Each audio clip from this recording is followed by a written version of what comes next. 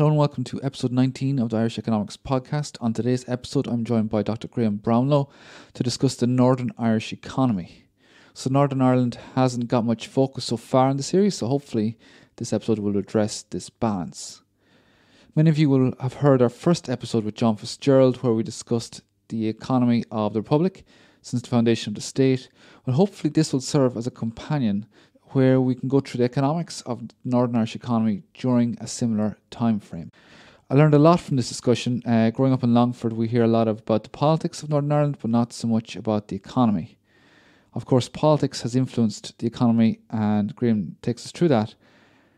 But it's not always in ways that you would expect. One such example is the DeLorean car from Back to the Future, and how that ended up being built just outside Belfast.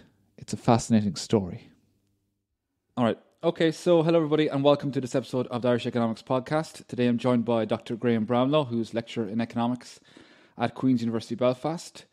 Graham has done a lot of work in the fields of economic history and business history with a particular focus on Northern Ireland. So it is with great pleasure that we have him on today to discuss the development of the Northern Irish economy. So Graham, great to have you on the podcast.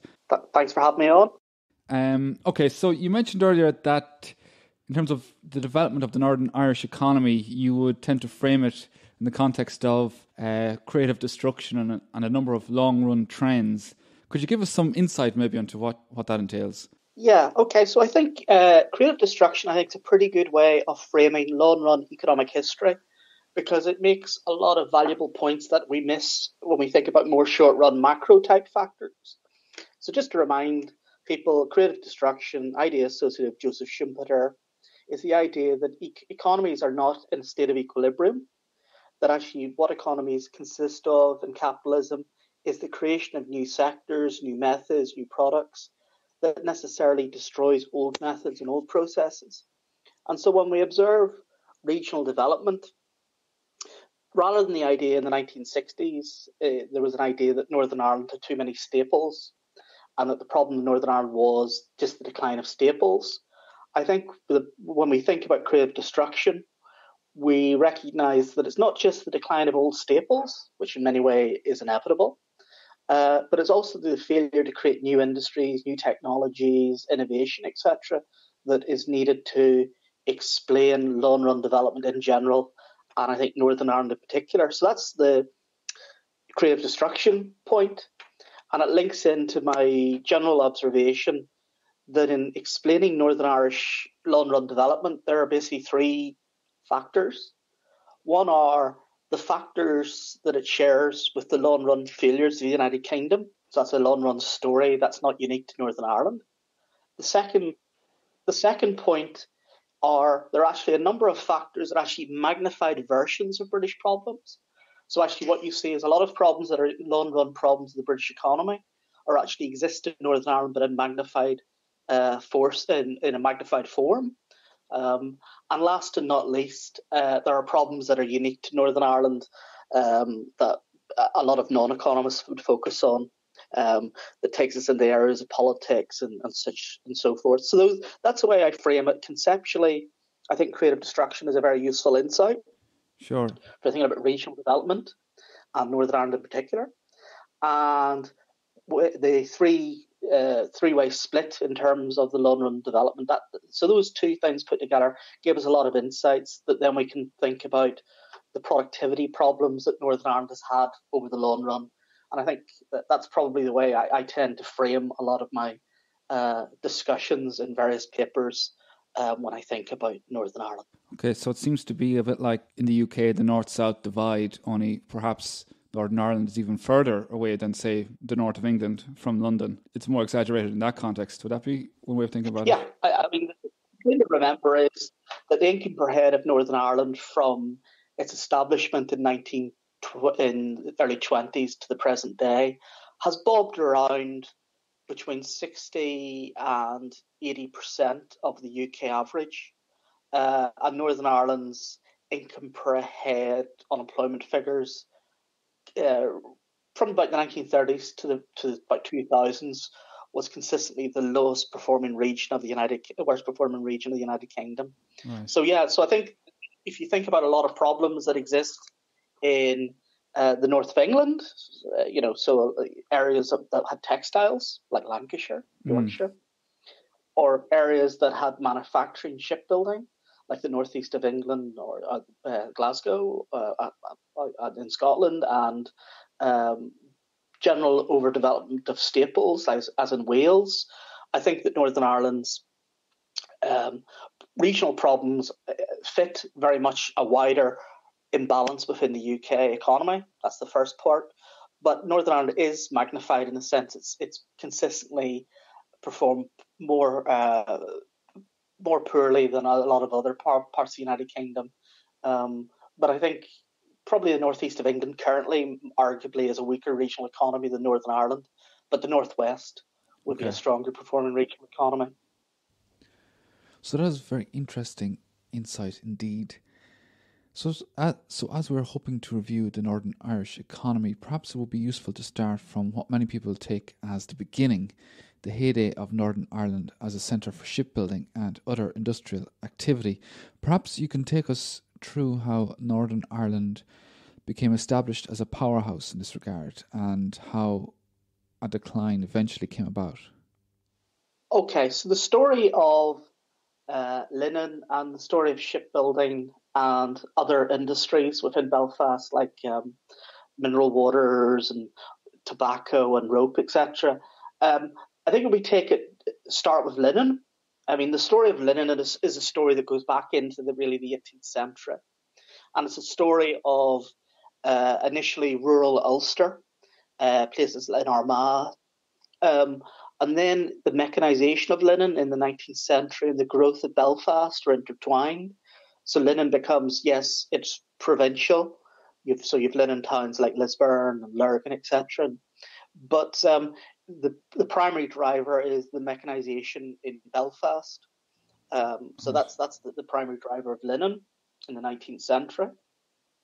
Shipbuilding is a more recent phenomena. It's very much 19th century onwards, primarily focused around Belfast, though there is some shipbuilding activity in other in Derry, Londonderry, but it's mainly Belfast, and that's a 19th century phenomenon associated initially with the Belfast Harbour Commissioners.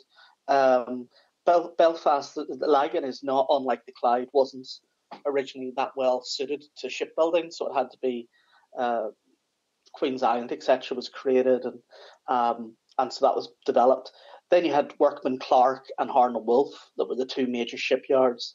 Harland Wolff, the more famous one that survived the 1930s, the big yard, and ironically the wee yard, despite the fact it was maybe the fourth or fifth biggest yard in the world at its peak, Workman Clark. And these yards were, I think, at their peak, employing Harland Wolff, employing 25,000, I think, directly at its peak. And indirectly many, many more. So you have these huge industrial footprints in Belfast of linen, and actually it's wider. I mean, it has shirt making up in Derry, for instance, handkerchiefs in Bangor, etc. But you have linen in Ulster that's widespread from the 18th century. And then you have, from the 19th century on, you have shipbuilding.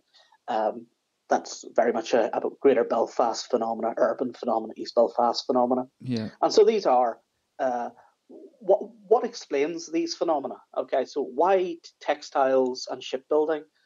Well, essentially, linen draws initially on pools of cheap labour.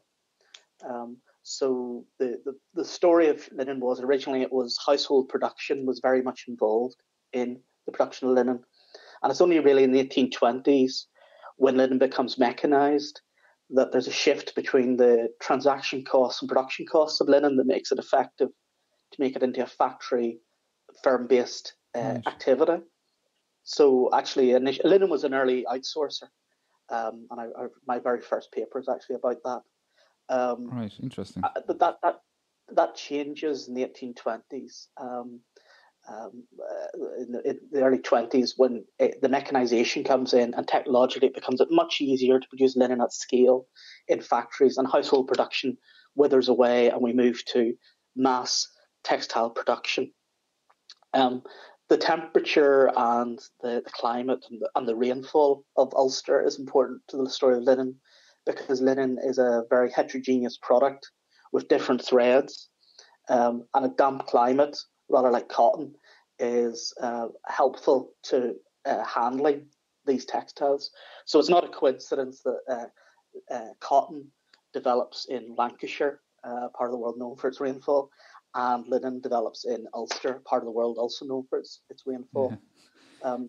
That's not a coincidence. Yeah, no, that's shipbuilding. On the other hand, develops also obviously in the pool of cheap labour as part of the story, but it also develops as part of the whole network of specialisation within different shipyards.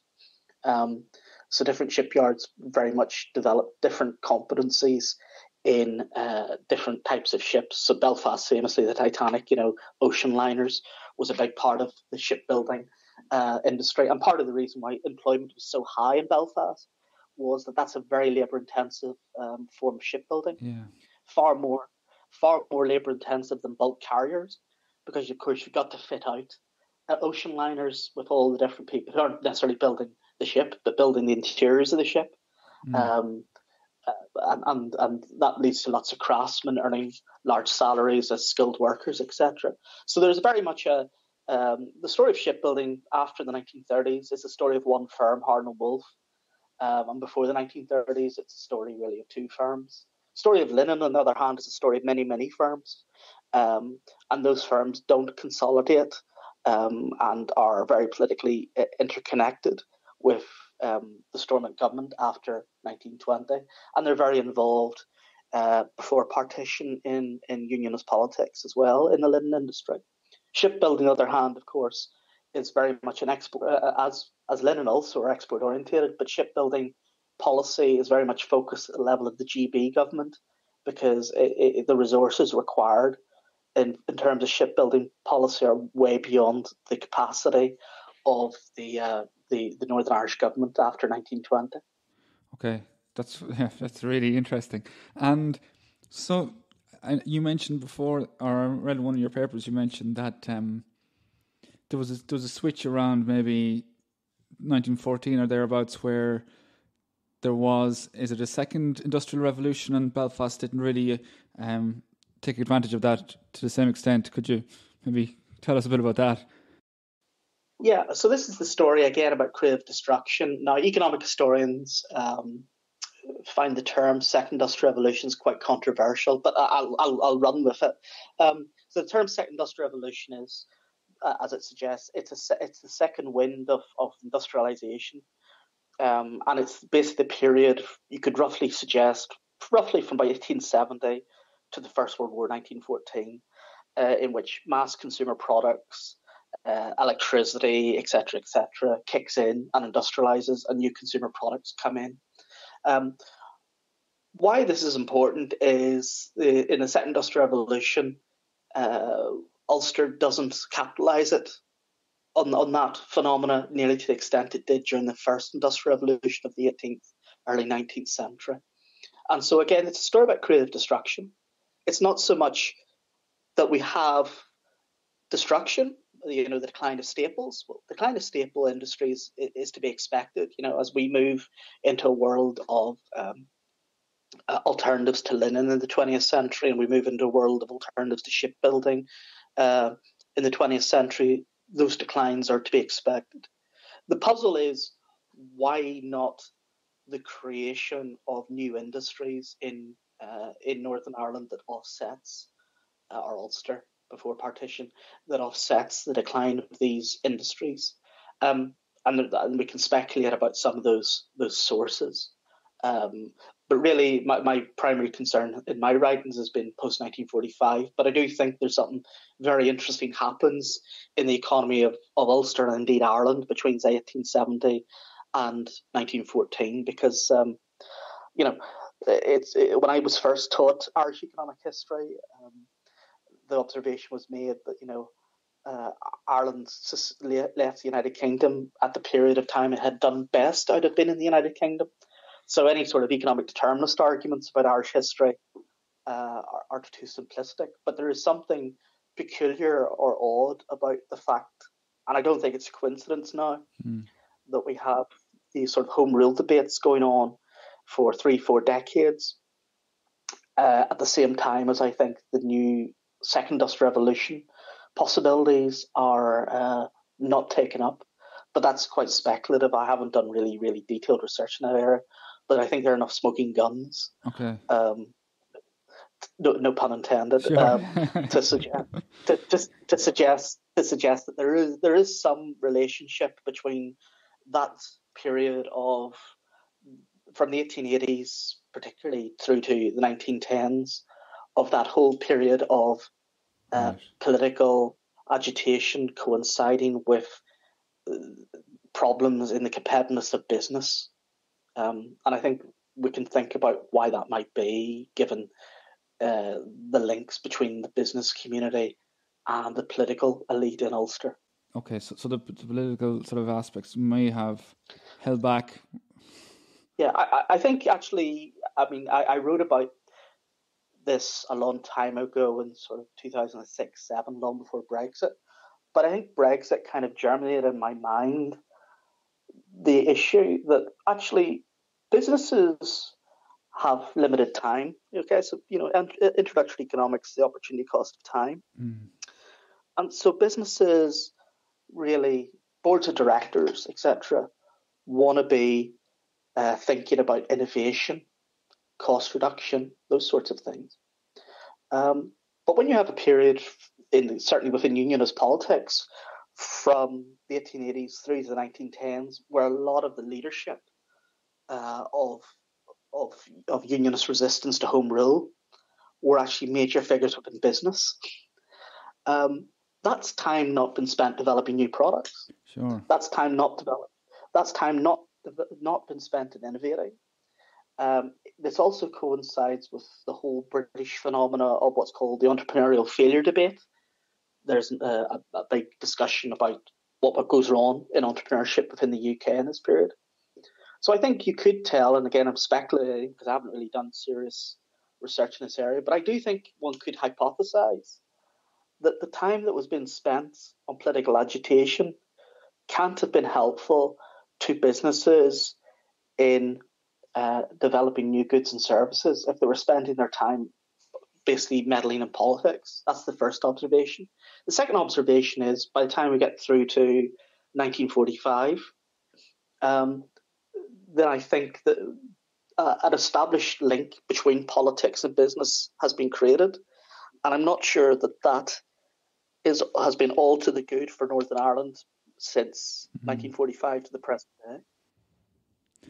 Okay, so moving on to maybe your area where you have done a bit more work on, like 1945 onwards, and industrial policy during this period. One thing you've discussed was rent seeking. Could you maybe tell us how this plays out?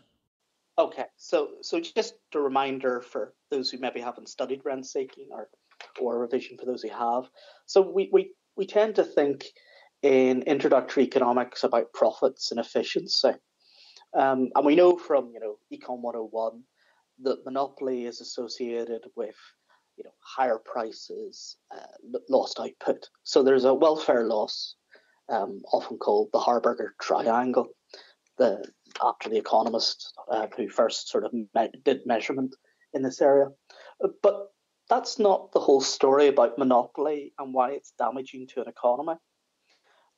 Because the observation was made that actually, yes, monopolists get a monopoly rent, okay, and that's why they want to be monopolists. And monopolists have been rational human beings. They want to invest resources to secure that rent. And the question is, how much are they willing to spend in terms of securing that rent? Well, up to the value of that rent. So rent seeking essentially is how much in terms of resources in an economy are you going to invest in trying to secure these special privileges? And of course, by securing those special privileges, you've incurred those resources in terms of securing the monopoly, and combine that with the welfare losses makes monopoly look a lot less efficient than if you simply looked at the classic Harburger triangle type story. So that's the sort of conceptual point.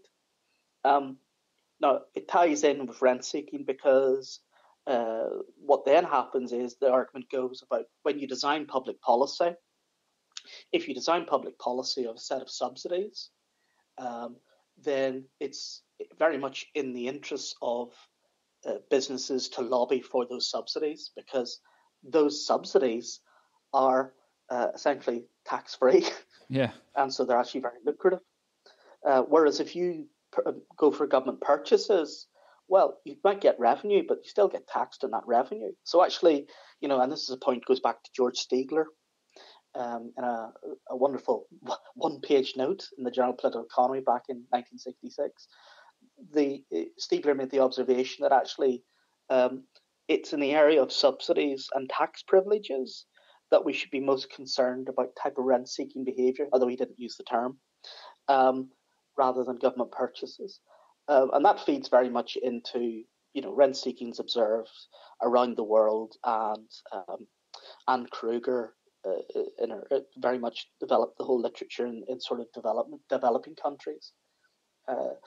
But we shouldn't get away from the fact that rent-seeking can exist in developed economies, and while nowhere near the scale that you see in developing countries, it still can be pretty profound in its cumulative impacts within developed countries. How did the rent seeking then manifest in the Northern Irish economy during this period? Okay, so within Northern Ireland, cutting a very long, tedious story short, you essentially had a situation where after Northern Ireland's created,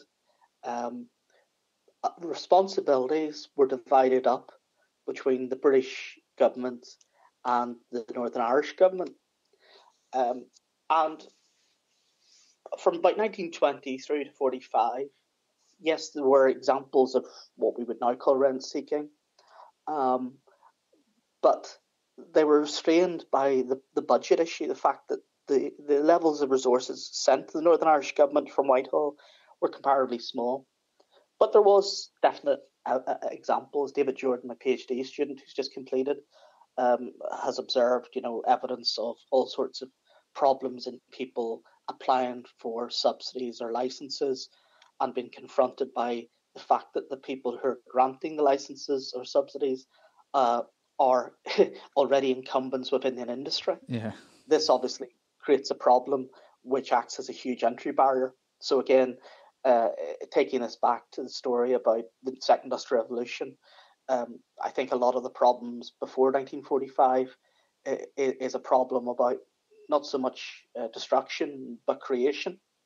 But what happens after 1945 is, and particularly after 1958 and 1963, is the scale of industrial policy intervention in Northern Ireland massively increases. So if you want to think of it this way, the size of the possible rents is increasing. This is a problem. This would not be a problem in and of itself. You can have industrial policy that works elsewhere in the world very successfully and limit rent seeking. I mean, there are examples we can discuss. But in the Northern Irish context, this was complicated by the fact, and contemporaries knew this, but I think took an erroneous interpretation of it, that what Northern Ireland was unusual about was the ease of access to policymakers. At the time, people like very eminent economists like Charles Carter or Lawrence in standard politics text from the 1960s, and indeed The Economist in its special issue from, I think, 1955, all discussed the ease of access of policy makers and business leaders in Northern Ireland. And at the time, the consensus was that the ease of access was such as to help business in Northern Ireland thrive relative to GB. Charles Carter famously talked about the tiresome complexities that you faced within GB were avoided in Northern Ireland. The tiresome complexity of getting things done, he said, to a land where enterprise is made officially welcome. So at the time, people were well aware of this access. But if we look more closely, and this is where the archival digging comes in, and going back to Hansard and newspapers and all, We observe that Northern Ireland didn't have the same conflict of interest regulations as the rest of the United Kingdom. Also, we observed that its grants subsidy system was much more generous than in GB.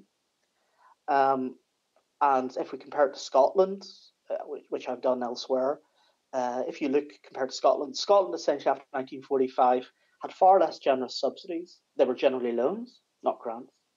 And monies were spent on public housing, and there weren't what's called advanced or free factories. Northern Ireland didn't spend on public housing, which, as we were to find out in the 1960s, was problematic, put it mildly, and did have free factories. Now, this is a situation that goes on until 1963. That what happens is that essentially business leaders who are well connected often were politicians. So if you think of the Venn diagram of business elite and political elite, you have a massive overlap of the business elite and political elite. And you also have the fact that people can award themselves free factories or friends or family or whatever. And I'm afraid the evidence does suggest that went on. So far from ease of access in Northern Ireland being a competitive advantage for Northern Ireland, I think that when we go back to, say, Nick Craft's work, where he showed that there was an underperformance of growth in Northern Ireland, I think it's more compatible with a story that suggests that actually this awarding of resources was associated with politically well accessed businesses getting grants and subsidies rather than the best possible enterprises. So I think there was a gap or a wedge between what was society's interest and what was in private interest. And I think that the evidence for this is also reinforced because, as I've shown, when the regulations are changed in 1963, there's a transformation in the businesses that receive the subsidies.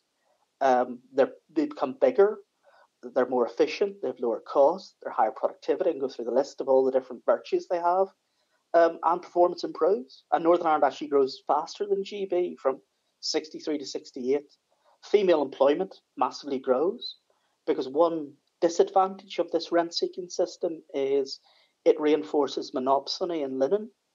Linen was for a long time the major employer of females.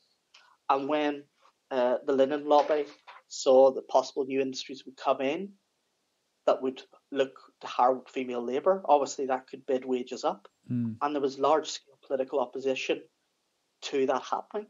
And this isn't unique in Northern Ireland. I mean, there are industrial towns in the north of England I could talk about where this sort of issue arose. But these new industries emerge and drive up the female employment in Northern Ireland. I mean, so under Terence O'Neill, despite the fact that textile employment drops, the actual total employment of women massively increases in Northern Ireland. So there's a lot of issues where I think that sort of the Nick Crafts, who in his original paper only surmised that rent seeking might have existed. I think that the evidence I showed in that 2007 paper tends to corroborate that interpretation. I can think of a lot of examples of where there are business people who did well in politics, and it seems one would complement the other. I wonder, the fact that Northern Ireland is perhaps a bit smaller, people might know each other a bit better, would that have had a factor to play in it? Yeah, well, I'm afraid that a lack of serious electoral competition is a big issue. And the fact that you had, for the 1950s, the so-called New Industries Acts, or capital grants, and one of the most bizarre smoking guns is the fact that in the 1950s, half of all the money that was supposed to go to re-equipment for new industries, half of the money was going to the linen industry. Now, by the 1950s, that's 130 years after really the establishment of linen in Belfast. Even on the most generous interpretation, I don't think 130 years it can be associated to be new. Yeah. So when you look at it that way, I do think they're just connections, and I do think they're family connections and overlaps.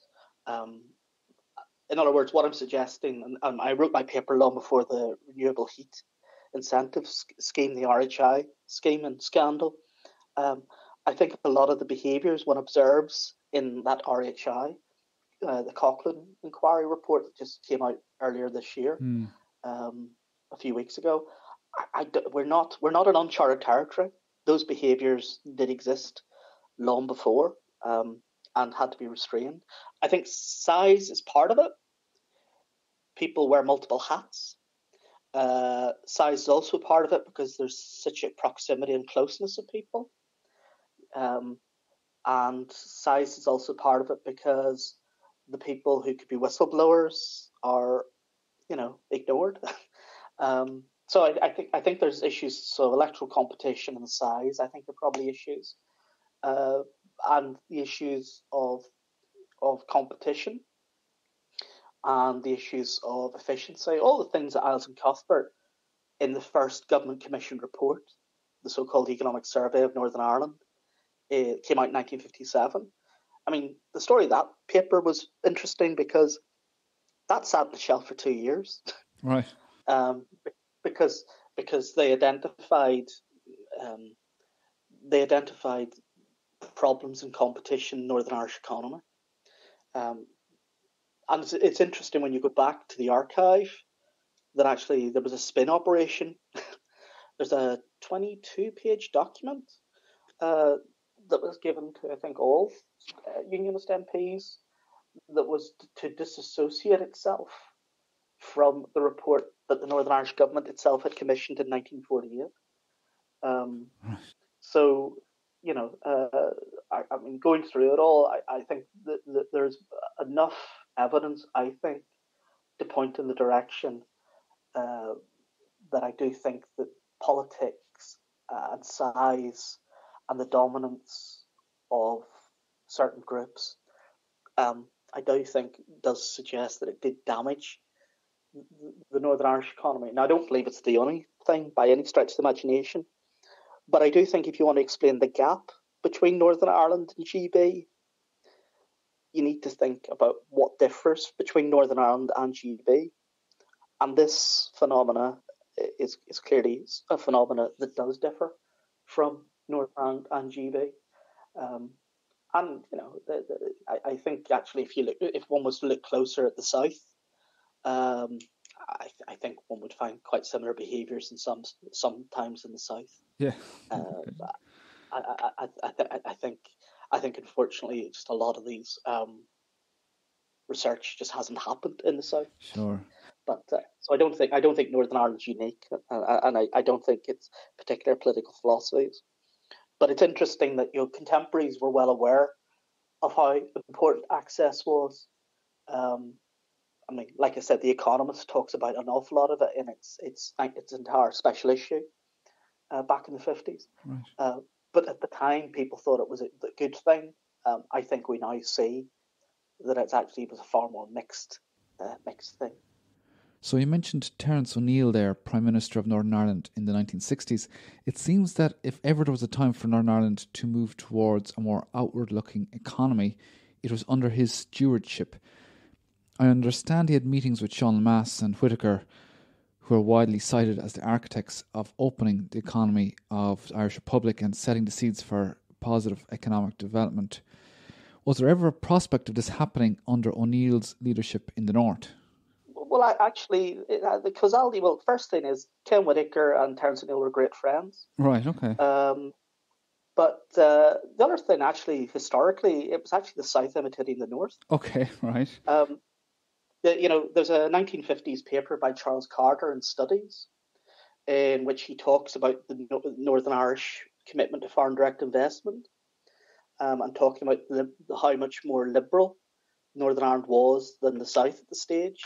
And of course, until well into the 1990s, Northern Ireland income per head was consistently higher than the South. So actually, if you look at the literature, it was what could the South learn from the North? Right. Again, if you go back to the papers of the time, again, it's what can the South learn from the North? I mean, what differs, of course, is that the South was a national government with all sorts of power over tax levers. For example, an education policy that the North just didn't have.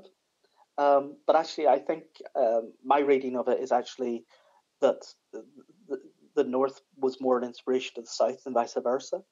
If the North had an inspiration, it was the general intellectual move of planning of GB, the national plan of the Labour government of '64, and even further back, there's the growth poll literature that's risen up. There's also a number of economists like Charles Carter I've mentioned before, who are very influential on Ken Whitaker. Loudon Ryan, professor at Trinity, who's from Portadown, again massively influential on Whitaker. And a lot of these, when you look closely, you see that that there is a technocratic atmosphere. People like Tom Wilson, I would say, who's professor at Glasgow, but was originally from Belfast, and he's very good friends with a lot of the establishment in Belfast and London, and he becomes a very important figure when the Troubles erupt.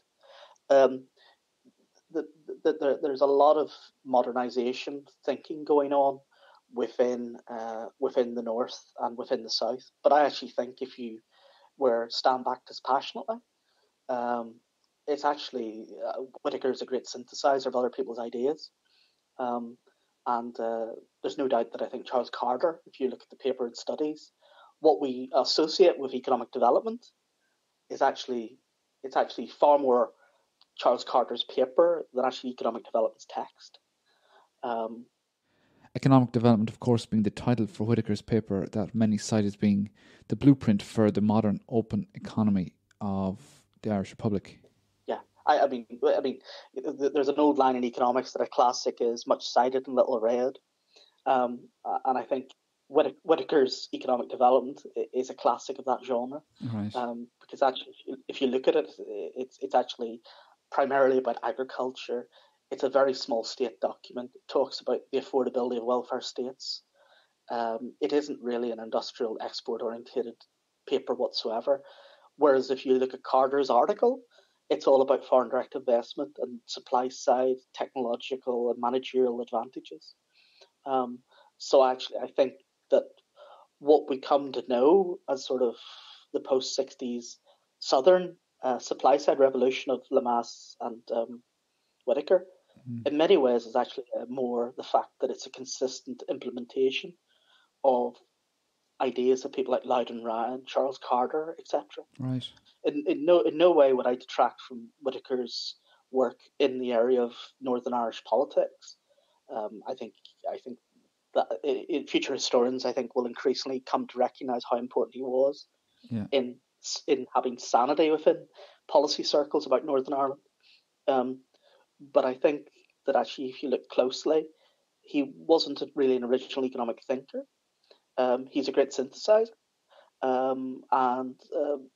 But I think that it's actually the North that actually led the South for a long time, because, of course, the North had higher income per head well into the 1990s. It wasn't like the Northern Ireland was a basket case. Sure. Actually, I mean, if we were to go and look at if we looked at Irish nationalist economic literature, that wouldn't be the interpretation at the time. Indeed, there's a lot of rewriting of history that's gone on for understandable reasons. So around the 60s then, 70s, there would have been some industry, but this would have been a period of decline, I presume. Yeah. So, so one of the complexities and tractabilities of trying to think about the impact of the Troubles in Northern Irish economy is the counterfactual is very complicated. Yeah. Because even if the Troubles had not have occurred, let's imagine that's an incredibly complicated counterfactual to begin with. Even if that had not happened, we still would have had the oil shocks and the industrialization and all those other processes that began. that began in the 50s and 60s. I think I'm right. From memory, I think the peak share of manufacturing employment in GB was about 1955. The peak share for most developed economies, however, was much later. It's about 1973, 74, Canada, Italy, etc. If I look at Northern Ireland, from memory, I think the figure is 1962. So, deindustrialization kicks in very early on, and then it's magnified by a lot of geopolitical as well as economic shocks. That means deindustrialization is a fact of life, even if the Troubles hadn't happened. Yeah. Those facts of life would have kicked in. So there's never a good time to have something like the Troubles, of course, but economically, it's the worst possible, perfect storm.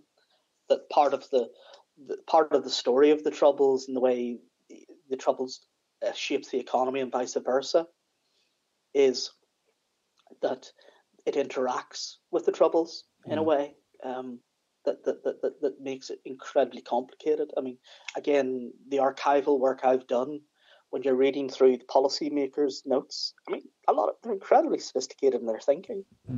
And it's incredibly difficult what they're trying to do, because they're trying to deal with the deindustrialization of the north of England, Scotland, and all those other places that is going on, at the same time dealing with this very complicated political situation, with all the issues about resource allocation that are tied in with it. So there's a lot of complexity, and I'm not sure. I don't think we can disentangle to a single number. Sure. There are a number of studies that try to do that.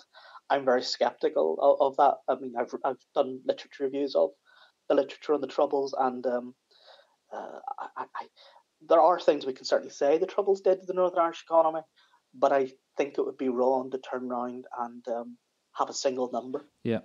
So would a lot of industry leading into this period would have had been sustained by subsidies? You might have had a lot of heavily subsidized industry, and then that's only there, it's on life support, essentially. Yeah. So, I mean, So one way to think about it is that there's a higher level of subsidy in Northern Ireland consistently from 1945. And actually, one of the fascinating issues about the early years of the Troubles is how both unionists and nationalists lobby to ensure that the gap, what's actually at the time called the inducement gap, between subsidy in Northern Ireland relative to GB is preserved. Right. So you have these what now look like unholy alliances of all the political class of Northern Ireland clamouring to ensure the inducement gap is preserved. That's the first observation. The second observation, of course, is high inducement gaps are required as a sort of risk premium. You can think of it that way.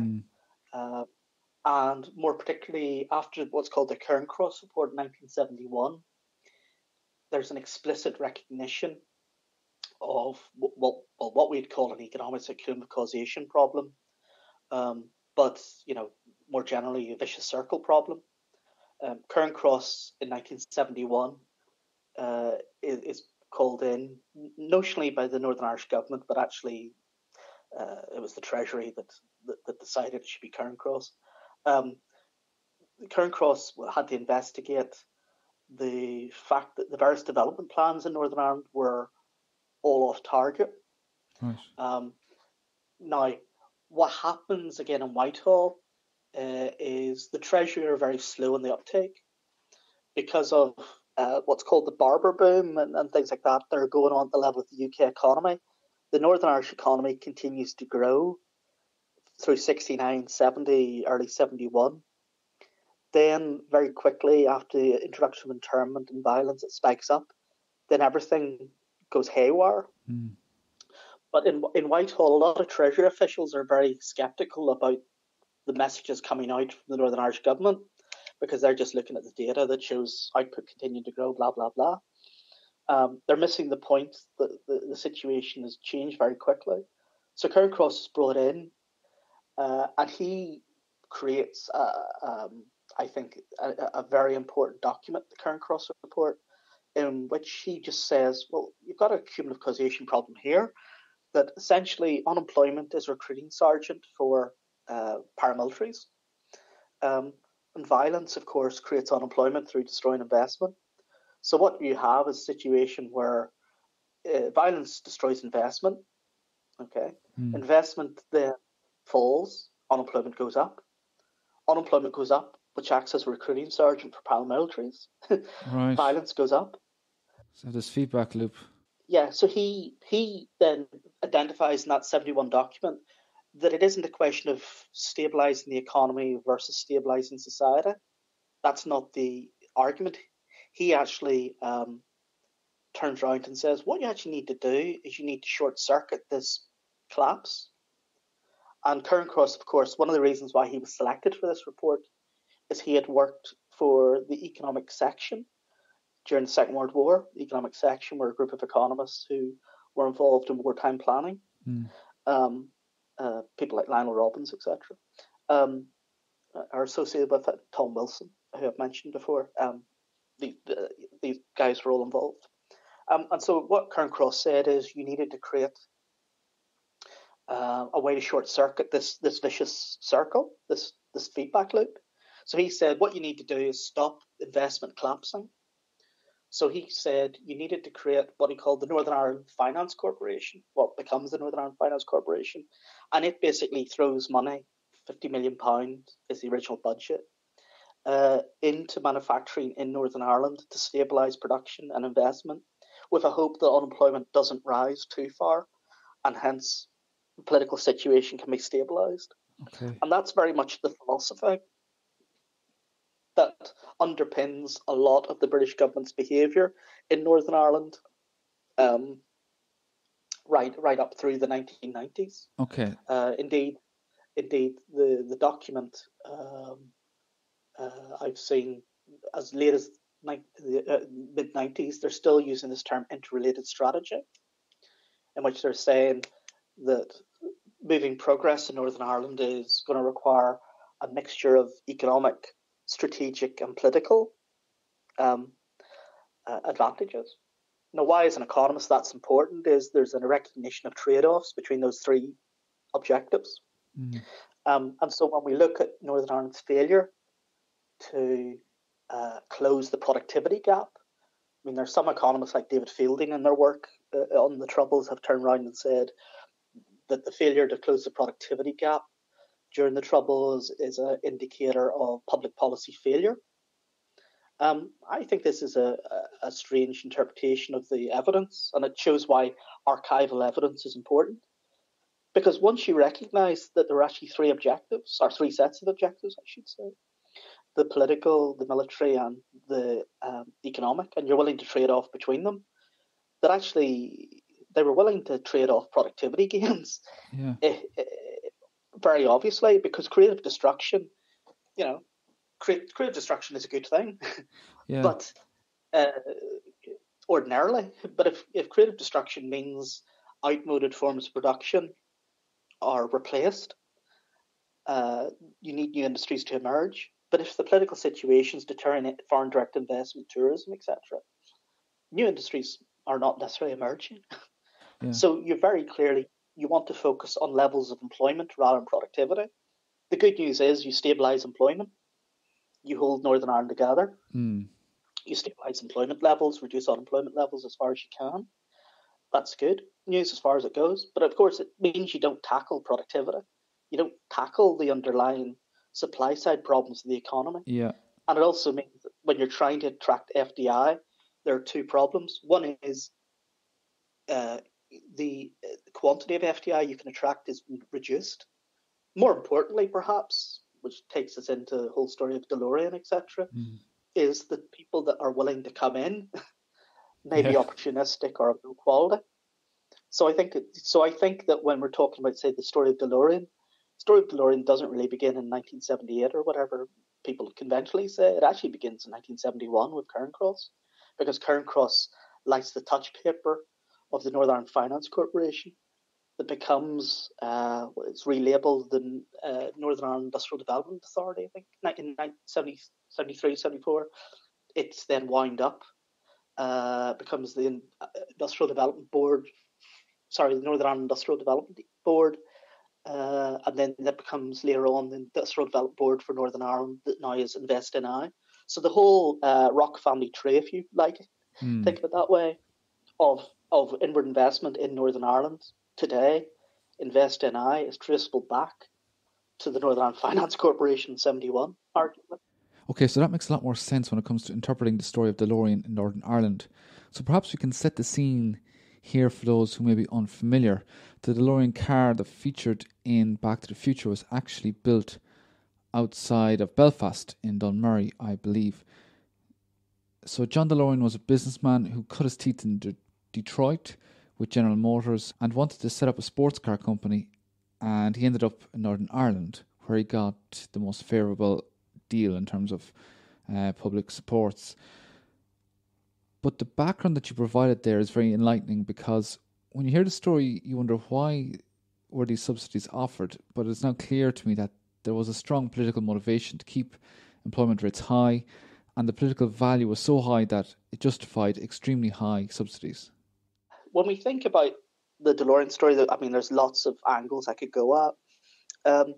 But I think if you've been charitable, there's what's called in development economics flying swan argument, or a vanguard argument. And the argument of flying swan or the vanguard type argument is that a few key high-performing foreign direct investment projects act as a template or exemplars that other people follow. So in other words, the idea in development economics of flying swan type arguments in contemporary literature is you might want to put a large sum of money behind a project because that project is so influential that everybody follows after it. And that's a charitable way to think about the DeLorean project. I think there's a story about the DeLorean project about going into the minutiae of Stormont and Whitehall, where different interest groups within Whitehall had different agendas. Right. The Treasury had long been sceptical about Northern Ireland. I mean, there's very sardonic papers about Northern Ireland going way back, at least the 1950s, probably actually earlier, but certainly from the 1950s. There's lots of very sardonic. There's one note by the great Leo Polatsky, a really exceptional Treasury economist. He said something along the lines of, we have to support democracy in Northern Ireland, or what passes for democracy in Northern Ireland. So there's this real cynicism in the Treasury about Northern Ireland very, very early on. And that's also traceable in the DeLorean story, where they're very sceptical about the wisdom of it. Then you have the Northern Ireland Civil Service and the Northern Ireland Office, London, and they're very, very much taken by the idea of DeLorean. So the civil servants are very much the drivers of the story. I think, again, no pun intended. So there are three possible public sector locations. The first was Puerto Rico. The second was the IDA, actually in Limerick, and the Northern Ireland. It'd be late 70s, so it'd be about 77, 78. Now, the story about why he doesn't go to IDA is they offer a much lower set of subsidies. That's the first thing. The second thing is that the IDA, as you know, is arm's length from the Irish government. In a way, Invest NI is supposed to be today. The point was that DeLorean very, very vociferously was lobbying the IDA in a way that raised the hackles of the IDA, and that led to people calling a halt on any negotiations. But I don't think even if they'd called a halt in negotiations that it would have ever gone down south, because the scale of subsidy was much lower. Puerto Rico and Northern Ireland were the two front runners, and indeed Puerto Rico thought it had it in the bag until the very late in the day. I'm not sure that there's a convincing story exactly about the Northern Irish, how Northern Ireland came into the game. Right. There are a variety of different versions of the story. So rather than indulge in myth making, I think the important thing to note is it's roughly 40 days from original introduction to a memorandum, essentially a contract, been drawn up. So it's very, very rapid.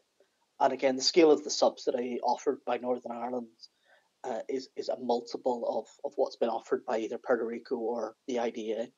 So the scale of subsidy is there. The factory gets set up. There's a whole bunch of delays. There's also bad luck in terms of a cold winter, etc. But none of these stories should take away from the fact that the firm is very much undercapitalized in a lot of ways, because, DeLorean had been trying from about 74 to 78 to get private sector investment, and he'd conspicuously failed. And it was really at that point that he'd transferred thinking about public sector funding. Right. So the story about DeLorean then, again, like going through all the nuances, going back to the flying swan sort of argument, increasingly it becomes the case that DeLorean is hemorrhaging cash, and the Treasury is increasingly saying this is silly. And we've had a whole series of problems with the contract under which DeLorean is established. And rather than it acting as a vanguard to attract further investment in Northern Ireland, it's actually acting as a disincentive to come to Northern Ireland. And I think when that kicks in, it goes too far, then the money is pulled out, and then the project collapses. But I think we shouldn't get away from the fact that there's a whole series of incentive problems. I mean, I've written about how when you observe the actual employment levels in DeLorean, they are massively underperforming their target until very late in the day, and then they go shoot over the target. And why is this? Well, why this is, I argue, is, again, without going through all the details of all the contracts, essentially there's a provision in the contract if DeLorean does not reach his employment target after, I think, 5 years, then he has to basically pay back a bunch of money, which he's not inclined to do, obviously, and they're probably not able to do. So that's the first thing. The second thing, of course, is I believe, although you can't see it in black and white in the sources, but I think there's enough there to make the inference that he's been very cunning. And what DeLorean really realized was that, yes, the demand for the car was not there, but the more jobs he created, the bigger the headache he was creating to close the factory, if you understand. And so he basically, I think his calculation was, A, by massively hiring too many people, going on a hiring binge. Firstly, it means I hit my target prematurely for employment, so I'm never liable to pay back monies because it's all about employment. Yeah. And secondly, politically, and probably more importantly, the bigger employment levels got hired at DeLorean, the harder it is to shut the gates. And I think the Treasury were very aware of that. I mean, there's examples of documentation that are in the files where DeLorean is going around late in the day starting to blame the Troubles for what's going on in the business. Now, again, cutting a long story short, there's not a lot to those arguments.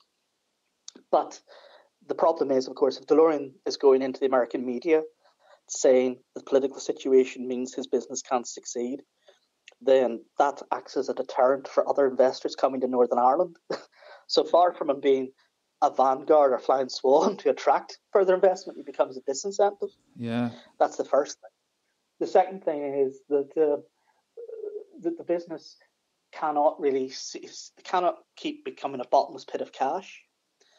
So DeLorean there's like 20 odd million extra in a variety of guises that the Thatcher government plows in after it comes to power in 1979.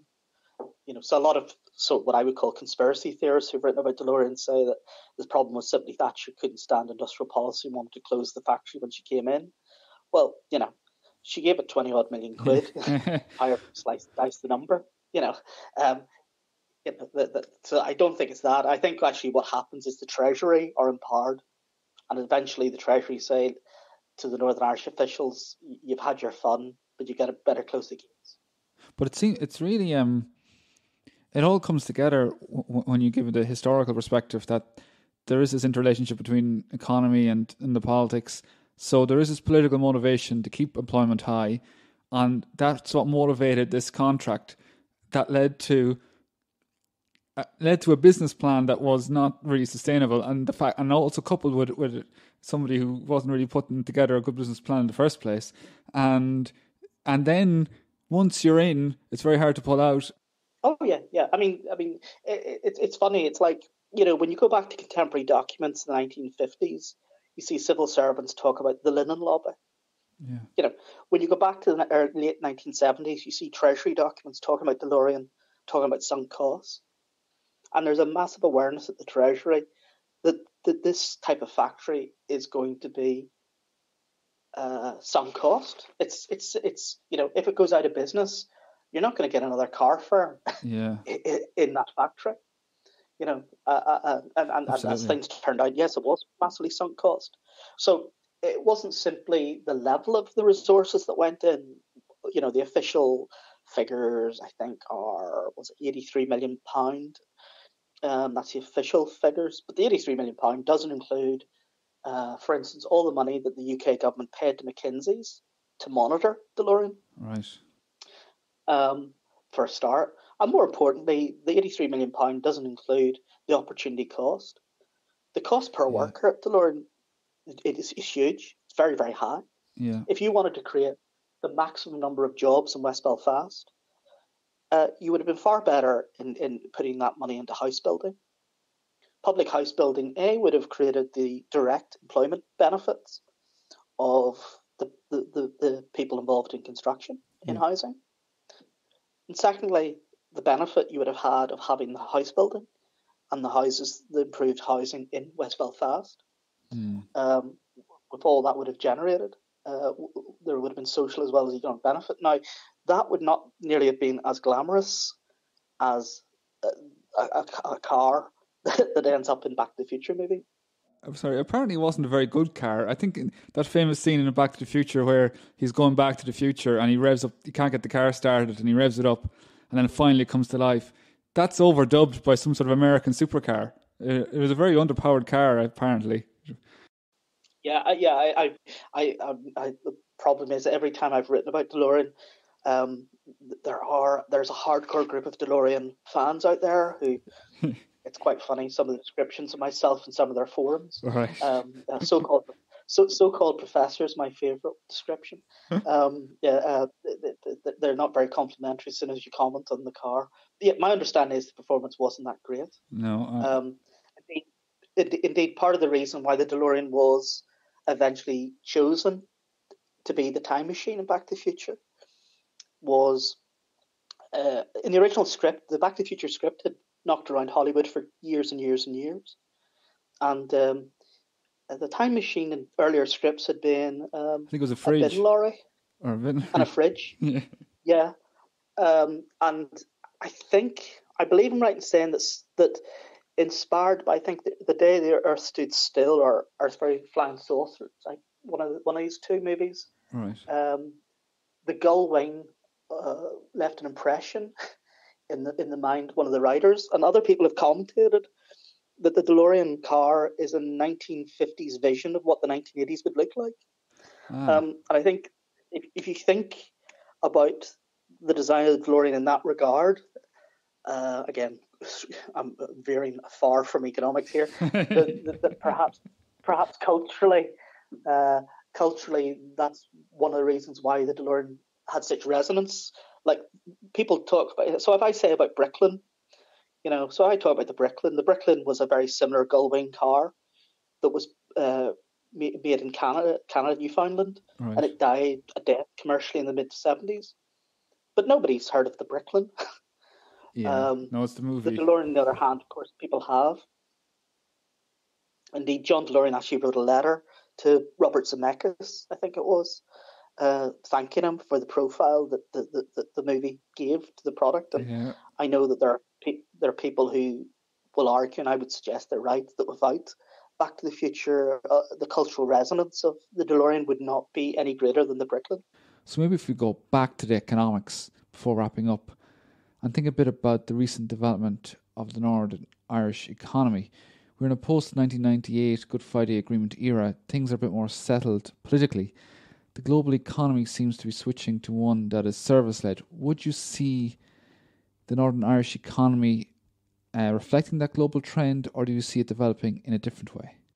No, I think Northern Ireland certainly experienced deindustrialisation and certainly has transformed into a overwhelmingly service-based economy. The issue about Northern Ireland as a service-based economy is certainly it has a lot of high-value added consultancy-type jobs at the high end. But the thing to note is a lot of the high-end, high-value jobs are located disproportionately in Greater Belfast, indeed Belfast itself. That's the first thing to note. Second thing to note is that it is a service-based economy with a very large public sector as a share of the economy. And that actually, if we think about, I think people at the Nevin Institute a couple of years ago wrote a paper looking at the spatial economics of the island of Ireland as a whole, and they made an argument that actually there were three regional economies on the island. There was essentially a Greater Dublin economy, the rest of the south, as it were, then Northern Ireland. I would actually think, if you look at a lot of the numbers, you could argue there's four regional economies. The Greater Belfast economy is just like the Greater Dublin economy, a very different animal than the rest of the jurisdiction. And I think that since the Good Friday Agreement, certainly unemployment has come down, employment has gone up, but productivity has continued to lag. I think people like John Fitzgerald and Edgar Morgenroth have been recently writing about this phenomena. And it is true, since the Good Friday Agreement, I think it's fair to say that, yes, there have been improvements been made in Northern Ireland, but it remains the case that Northern Ireland relies a lot on fiscal transfers from GB, and that this, the way I would present the case, the so-called subvention or fiscal transfer, as it's more recently been called, net fiscal balance, is the mirror image of the low productivity. Because the low productivity means that jobs aren't being created, so tax revenue hasn't been paid. And of course, that means that the public spending is ploughed into Northern Ireland, but the tax revenue is not generated in Northern Ireland, so there's a gap. Whatever you think the gap, the appropriate way to measure that gap is another question. But I think a gap that's substantial and actually, as a share of the region's economy, has actually grown over time, is a problem. Is arguably a problem of the economy, but it's more particularly the composition of the public spending. Because I think there is a literature, like people like Danny Roderick and whatnot, who've elsewhere written about why different forms of public spending have very different repercussions for economic competitiveness. In Northern Ireland's case, it is highly open as a region, but a lot of the money that's ploughed into the Northern Irish economy from public spending has been simply to stabilise and redistribute rather than to generate a more competitive economy. So I think, what is it, the figure in terms of public spending? Oh, it's some very large figure. I think it's like expenditure per head in total in 2016. The figure was something like 121 relative to UK index of 100. But that covers a massive variation where something like recreation and culture is the index is like 219 compared to UK, whereas environmental protection is only 84. So, I mean, if you think about, so there's a massive variation in not just the level of public spending in Northern Ireland relative to GB and the service-based economy, but it's also the composition. I'm very much an economist who thinks composition is key. I think a lot of problems.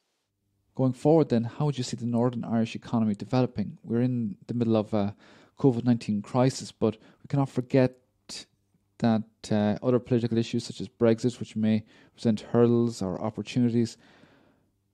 Where would you see the important issues arising? How would you see the Northern Irish economy developing in the immediate future?